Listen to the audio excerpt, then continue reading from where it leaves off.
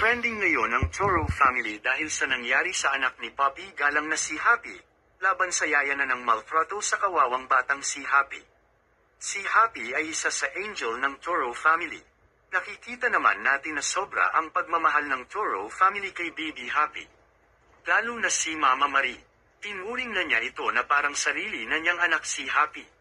Kaya naman ang nangyari na ito ay sobrang nakakagalit. Sa Mama Marie natin. Ipinakita ni Papa Udi kay Poppy ang video na i-send sa kanya ng dati nilang yaya. Ang video na ito ay kung saan makikita na sinasabunutan ng paulit-ulit ang kawawang bata. Ayon kay Papa Udi, hindi na tinapos ni Poppy ang video, hinanap agad nito ang sangkot o itinuturong yaya na nanabunot kay Happy. Ito ay nagngangalang Regine. Si Regine ay yaya ni Happy. Makikita nga sa video na hindi lang si Regine ang nanabunot, may isa pang yaya. Kaya sobrang nasasaktan ang ina na si Poppy. Ito ang pahayag kwento ni Papa Odi. Nakita ko na namaltrato si Happy dun, hindi tama ang ginagawa nila sa walang kalaban-laban na bata. Kaya pumunta agad si Papa Odi kila Tony. Pinakita niya ang video una kay Papi. Hindi na natapos ni Papi, bigla na siyang umalis para hanapin si Regine. Umikot na si Papi sa buong bahay, sinusundan ko lang si Papi, natatakot kasi ako baka anong gawin. So tinawag niya sila Mami Tony, Mama Marie, lahat-lahat ng tao dun na nakakita ng video, pumunta lahat sila. Sa taas dun sila nagkumprontahan. At ito naman ang pahayag ni Papi. Pinipigilan ako ni Papa Odi, gusto niya akong kumalma.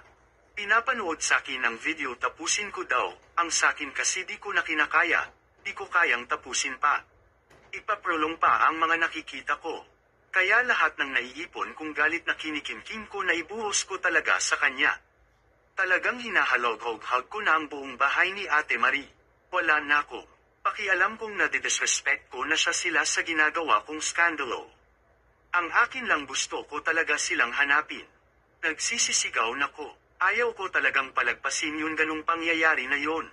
Yung moment na yun gusto ko nang harapin, gusto ko nang tapusin. Kaya yung time na yun sigaw na ko ng sigaw. Pinalampas ko ang pagsugat niya sa kamay ng anak ko. Panuorin natin ang clip ng pagkompronte ni Papi at Mama Marie kay Regine. Wait lang.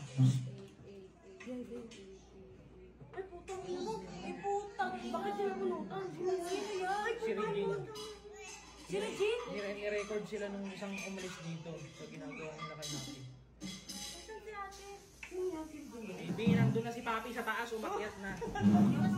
Asin na yung andyan? Tingnan mo bakit niya ginawa kay Happy kasi may anak na siyang dalawa.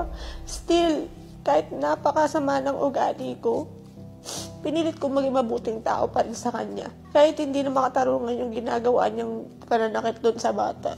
Dinaan na lang namin sa pirmahan and nagkasundo na lang kami na gano'n na lang at lumayas na lang din sila at hindi na sila nagtatrabaho ngayon sa amin. So, yun na lang naging napagkasunduan namin. Ba namin, pero di mapigilan ni Papi, naiyak pa rin Oh, siya. no! Oh. Don't forget to like, follow my Facebook page, and to my YouTube channel. Thank you for watching.